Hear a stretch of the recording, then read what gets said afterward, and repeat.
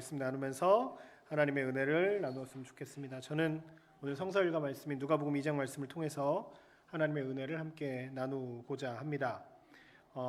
오늘은 2023년 마지막 주일 예배입니다. 또 공교롭게도 오늘 마지막 날이기도 하지요. 군종 목사 된 입장에서는 이게 별로 싹 좋지는 않습니다. 원래 월요일 날이 저희가 쉬는 날인데 지난 크리스마스도 월요일이었고 이번 1월 1일도 월요일이고 너무 참 좋습니다. 한 해 수고 많으셨습니다. 그저 일을 했다라고 하는 수고뿐만 아니라 신앙인으로서 하나님의 이 땅 가운데 통치하심을 늘 사모하며 하나님의 나라를 살아계신 여러분들을 축복하고 응원하고 격려의 말씀을 보냅니다. 잘 되지 않을 때도 있었고 혹 넘어지거나 낙심될 때도 있었지만 다시 일어날 힘을 주시고 우리와 함께 하시는 하나님을 찬양합니다. 교회의 달력으로 봤을 때는 오늘이 마지막 날이지만 그 교회력으로 봤을 때는 오늘이 제가 주보에도 써놨지만 성탄 후 첫 번째 주일 예배입니다. 성탄 후 첫 번째 주일 예배라는 것은 아직도 성탄 절기가 끝나지 않았다는 겁니다. 성탄 절기는 성탄 후 두 번째 주일까지 있거든요. 그러니까 성탄절은 하루 25일만 지내는 절기가 아니라 우리의 삶에서 계속 마음 가운데 새겨야 할 절기 가운데 하나입니다. 우리를 위해서 이 땅에 오신 주님, 그리고 다시 오실 주님을 계속 기다리고 우리 마음 가운데 새겨야 할 사건이라는 것이죠. 크리스마스에 우리가 성탄절에 우리가 마음에 새겨야 할 것이 무엇이 있을까요? 넘겨주실래요? 다음. 성탄 되면요, 이 노래가 되게 많이 울려 퍼집니다. 제가 노래를 여러분들한테 들려드릴까 하다가 주일날 설교 시간에 세상 노래가 먼저 나가는 게 조금 그럴 것 같아서 이 노래 그냥 들으시면 압니다. 막 종소리 막 나기 시작하면서 All I want for Christmas is you. 알겠죠? 무슨 얘기인지. 네, 제가 노래를 참 못하는 거가 다 드러났지만 네, 굉장히 유명한 노래예요. 근데 이 내용이 그 밑에다 써 있는 걸 봤는데 크리스마스에 제가 원하는 건 오직 당신뿐입니다. 근데 여기서 당신이 유가 지저스 예수가 아니라 내 연인, 내 여자친구, 남자친구 뭐 이런 의미여서 당신만 있으면 크리스마스에 아무것도 없어도 상관없습니다. 이런 모습입니다. 이 노래를 보면서 크리스마스를 보여주는 상징적인 노래가 아닐까 싶습니다.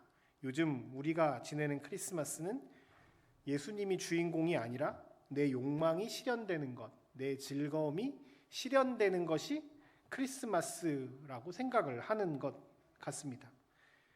예수님 생신 때, 예수님 생일에 예수님이 왜 오셨냐 보단 예수님이 어떤 분이냐 보단 내 것이 더 중요한 시대가 되었습니다.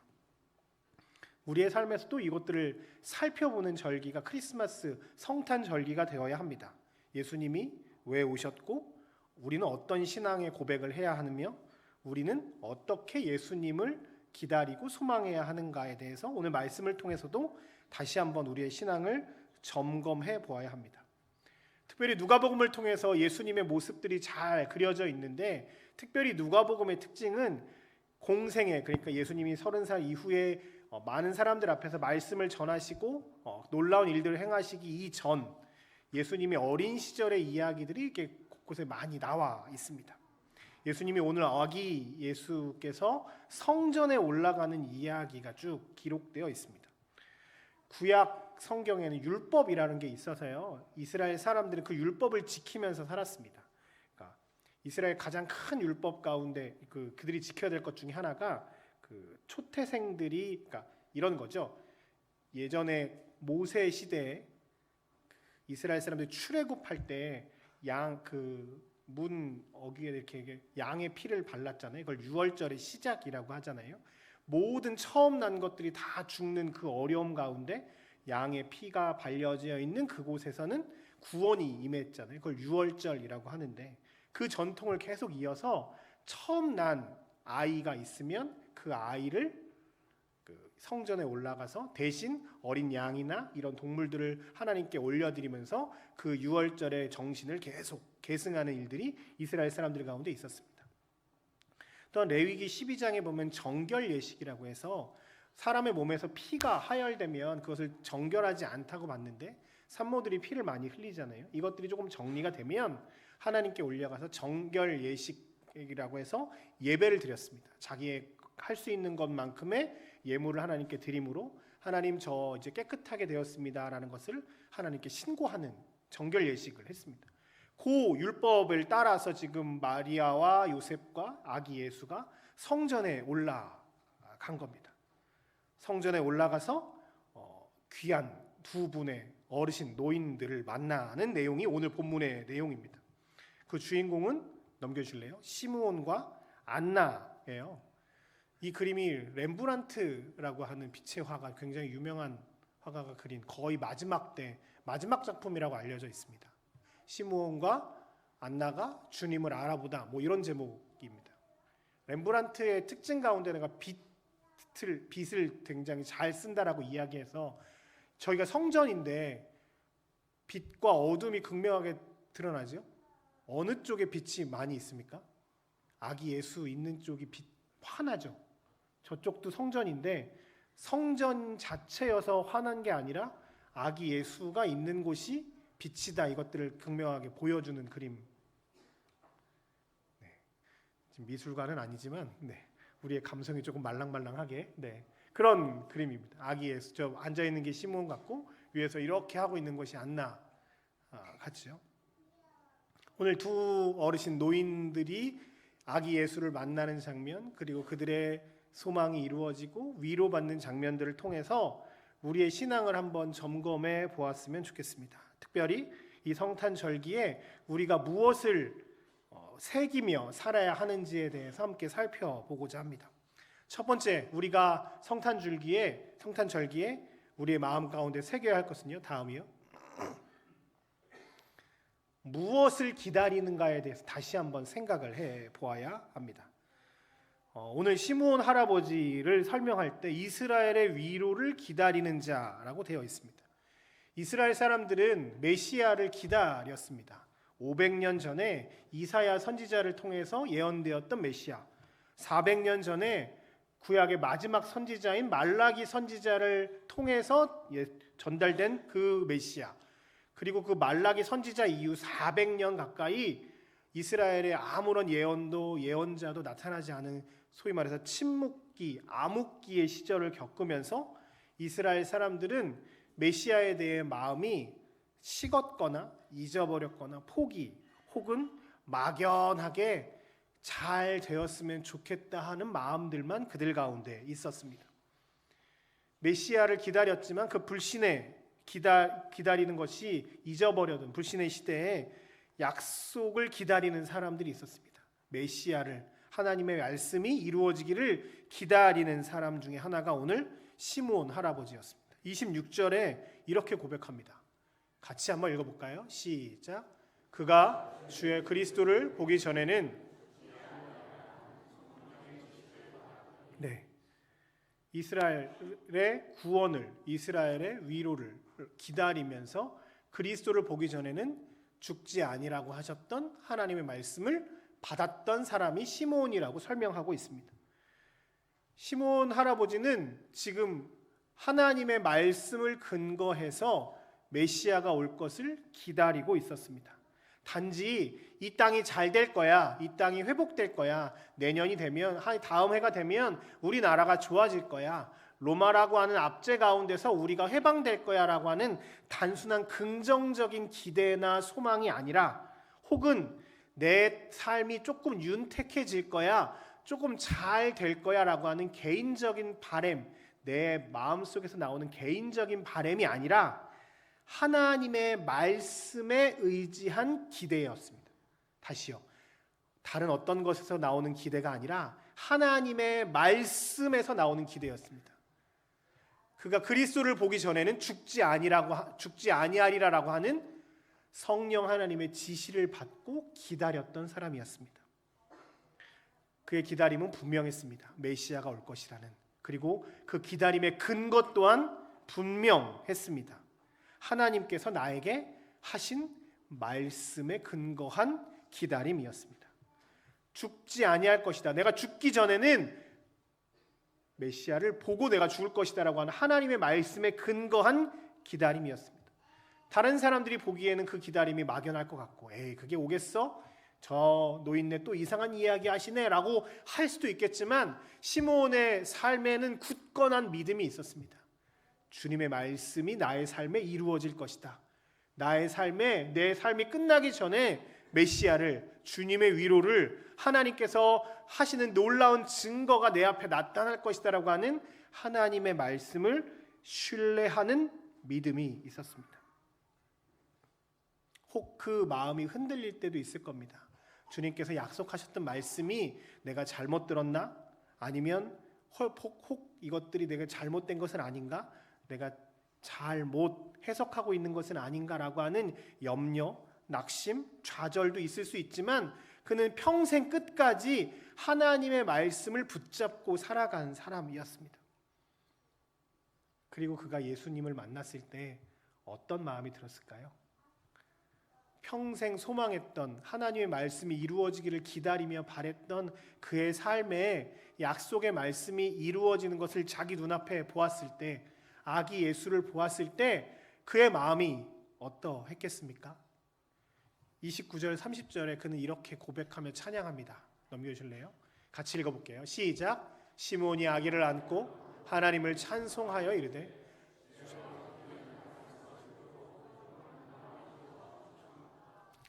그 말씀이, 그 기다림이 자기를 붙잡고 있었는데 이제 내가 편안하게 하나님 나라로 갈 수 있을 것 같습니다라고 하는 그 고백이 느껴지십니까?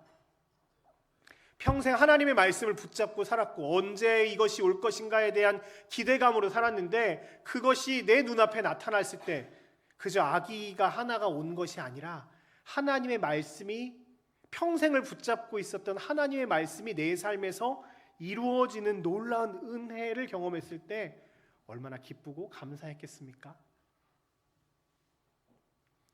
여러분은 요즘에 기다리고 소망하는 것들이 있으십니까? 혹시 하나님의 말씀이 있는데 그 말씀이 이루어지기를 기도하는 마음으로 살아가고 계신 것은 있으십니까? 근데 그것에 대해서 제가 다시 한번 질문하고 싶습니다. 여러분들이 기대하고 소망하는 그것이, 그 근거가 여러분들의 욕망이신가요? 하나님께로 나온 것인가요? 이제 이거 얘기하면 나이 든 사람이라고 얘기하는데, 2002년에 우리는 월드컵을 한국에서 한 거를 니네는 모르지. 2002년 월드컵 하면서 그 단어가 있었잖아요. 문장이 꿈은 이루어진다, 이런 얘기하면 이제 나이 들었다고 얘기하더라고요. 2002년에 태어나지도 않았잖아, 그지? 그치? 몇 년도였니 너네는? 2011년도 태어난 거구나. 아, 그래, 고마워. 2002년에 월드컵이라는 걸 했어. 그리고 운동장에 보면 꿈은 이루어진다 막 이렇게 하면서 그 문구를 가지고 사람들이 굉장히 흥분하고 내 꿈이 이루어지기를 바라는 마음들이 있었습니다. 그것과 비슷하게 원하는 대로, 바라는 대로, 생각하는 대로, 말하는 대로 무언가가 이루어집니다라고 하면서 긍정적인 삶을 살자, 꿈을 꾸자, 뭐 이런 이야기들이 한국 사회에 굉장히 많이 있었습니다. 그런데 그 꿈, 그 희망, 말하는 대로, 바라는 대로, 생각하는 대로의 근거가 자신의 욕망입니다. 내 욕망, 내 소망, 내가 바라는 것이 이루어지길 바라는 것. 그것은 그저 우리가 욕심을 내고 꿈을 꾸는 것이죠. 물론 그것들이 우리를 긍정적으로 목표로 이뤄가는 동력이 될 수 있습니다. 중요한 일입니다. 그런데 그리스도인은 우리의 동력이 나로부터 나오는 것이 아니라 하늘로부터 나오는 사람들입니다. 하나님의 말씀에 의지하는 삶, 하나님의 말씀의 응답을 기다리는 삶, 하나님의 나라가 우리를 통해서 이루어지는 하늘에 근거한 그 기준을 가지고 살아가는 사람들이 그리스도인들입니다. 이 연말에, 그리고 24년을 시작하는 우리가 반드시 기억해야 할 것은 우리의 소망을 점검하는 기간들이 되어야 합니다. 내 소망과 내 바라는 것들이 하나님이 기뻐하시는 것인가, 내 욕망으로 나오는 것인가, 내 기쁨인가, 하나님의 기쁨인가, 우리의 방향과 목표를 명확하게 설정해야 합니다. 주님 말씀 붙잡고 나아가야 합니다. 하나님께로부터 내려오는 소망과 희망으로 살아가야 합니다. 그리고 그것에 흔들리지 않고 나아가는 믿음과 용기가 필요합니다. 2024년에는 그러기 위해서 여러분들이 말씀의 자리로 계속 나아오는 은혜가 있었으면 좋겠습니다. 하나님의 말씀을 들어야 그 말씀이 나의 말씀이라고 믿고 의지하며 그 말씀대로 살아갈 것 아니겠습니까? 말씀을 읽고 묵상하고 예배의 자리에 나와서 선포되는 말씀들을 듣고 여러 미디어 매체들을 통해서 들려주시는 하나님의 말씀에 여러분들이 귀를 기울이며 살아가는 한 해가 되시길 주님의 이름으로 축복합니다. 그리고 그 말씀을 통해서 우리의 소망과 우리의 기대감을 점검하셔서 내 욕망대로 살아가는 삶이 아니라 하나님이 원하시는 대로 살아가는, 하나님의 말씀에 근거해서 살아가는 우리 모든 성도들 되시길 주님의 이름으로 축복합니다. 오늘 시므온을 통해서 주님께서 너는 무엇을 기다리고 있느냐, 우리의 소망을 점검하라 말씀하십니다. 두 번째는요, 넘겨주실래요? 그럼 그 기다림을 어떻게 기다리느냐, 오늘 말씀에서 또 말씀하고 있습니다. 어떻게 기다리느냐. 두 노인 시므온, 안나 할머니는 이렇게 설명하는데요. 시므온은 죽기 전에 그리스도를 볼 것이다라고 이야기했고, 안나를 설명하는 것은 결혼 후에 7년 동안 생활을 했다가 과부된 지 84년이 되었다라고 이야기합니다. 제가 지난주 설교할 때 이 시절 여인들이 결혼하는 나이가 몇 살이라고 얘기했죠? 통상 한 15, 20대 중후반이라고 이야기했죠. 그럼 안나 할머니가 결혼한 다음에 7년 살았고 그럼 한 20대 초반 될 거고요.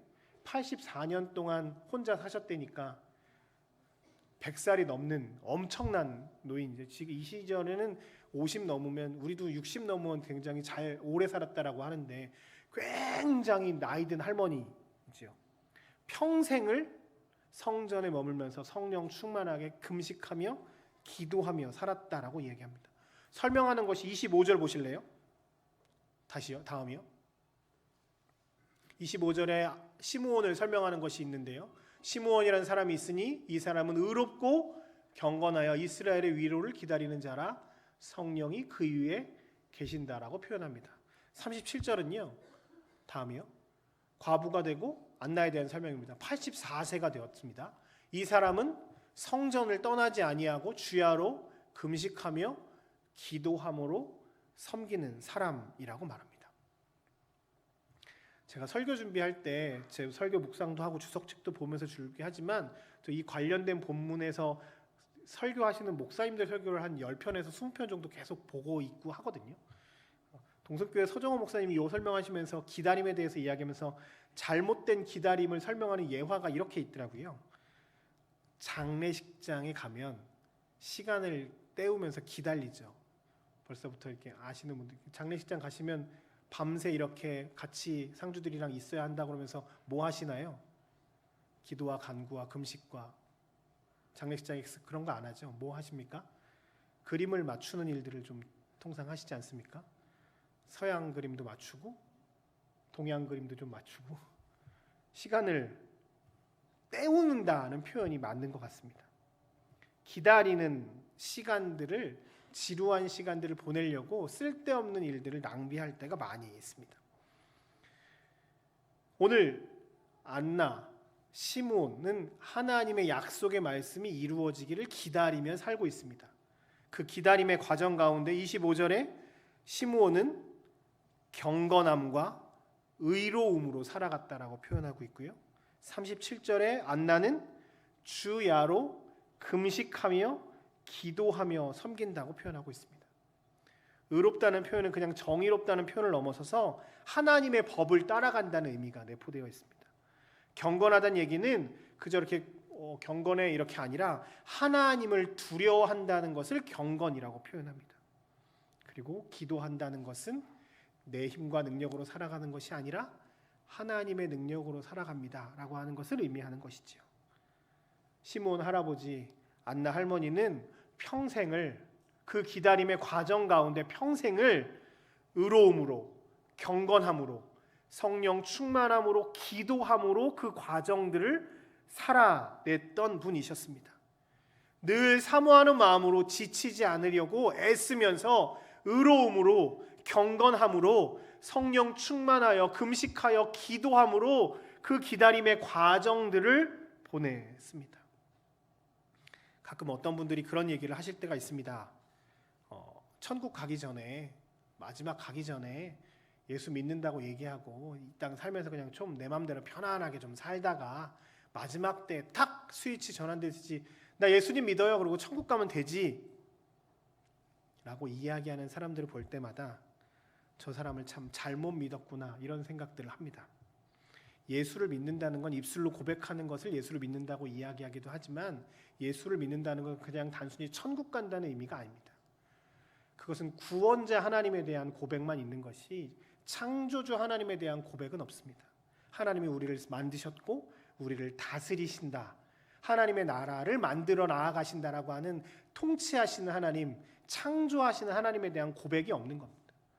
창조하신 하나님에 대한 고백이 있다는 것은 이 땅 가운데 하나님이 나를 만드셨고 이 땅 가운데서 나를 통해서 하나님의 나라를 만드시겠다라고 하는 고백으로 살아가는 겁니다. 네 삶의 이 땅의 주인이 세상이 아니라 내가 아니라 하나님이라고 고백하며 살아가는 사람들은 하나님 나라 방식으로 하나님에 대한 소망함으로 살아가는 사람들입니다. 오늘 시므온 안나 할머니가 그렇게 살았습니다. 기다림을 기다리는 과정 가운데 의롭고 경건하게 기도함으로 최선을 다해서 하나님이 원하시는 대로 살았던 사람들이었습니다. 그저 대충 살다가 마지막에 뭔가가 하는 것이 아니라 가정 하나하나가 하나님이 함께 하심을 고백하며 하나님이 내 삶의 주인이심을 고백하며 최선을 다해서 의롭고 경건하게 기도함으로 살았던 분이셨습니다. 오늘 이 말씀이 우리에게도 울림이 되길 소망합니다.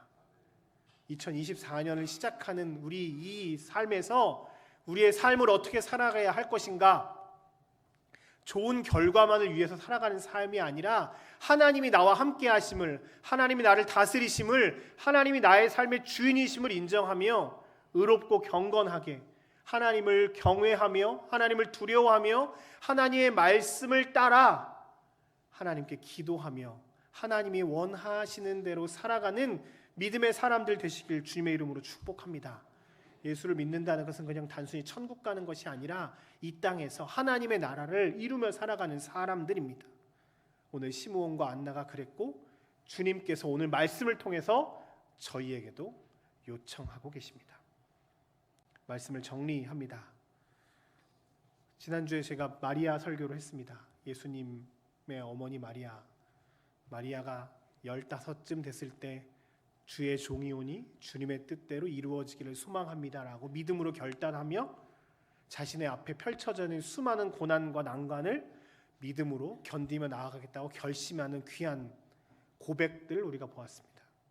그리고 오늘은 굉장히 어르신, 노인들 80, 100세 가까이 되는 두 어른들의 고백들을 봅니다. 삶의 과정 가운데 어려움이 있었지만 하나님 말씀을 의지하여 경건하게 의롭게 살아갔던 그들, 그리고 그 약속의 말씀이 삶에서 이루어졌을 때 하나님을 찬양하며 나아갔던 그들의 신앙의 모습들을 보게 됩니다. 두 고백의 기준은 하나입니다. 내 삶의 주인이 내가 아니라 당신이 나의 주인이십니다. 당신이 나의 창조주 하나님이십니다. 내가 당신의 기쁨이 되기 위해 살겠습니다.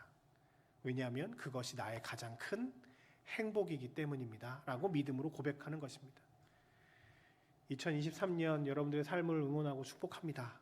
하나님께서 함께 하심에 대한 찬양이 여러분들의 삶에 있기를 원합니다. 그리고 2024년 이제 우리가 말씀을 통해서 새로워지는 은혜가 있었으면 좋겠습니다. 내 욕망으로부터 나오는 소망이 아니라 하나님 말씀을 부여잡고 말씀대로 하나님이 기뻐하시는 삶을 살아갈 때 의로움과 경건함으로 기도와 간구로 살아가는 우리 모든 성도들 되시길 주의 이름으로 축복합니다. 주님이라면 어떻게 하실까?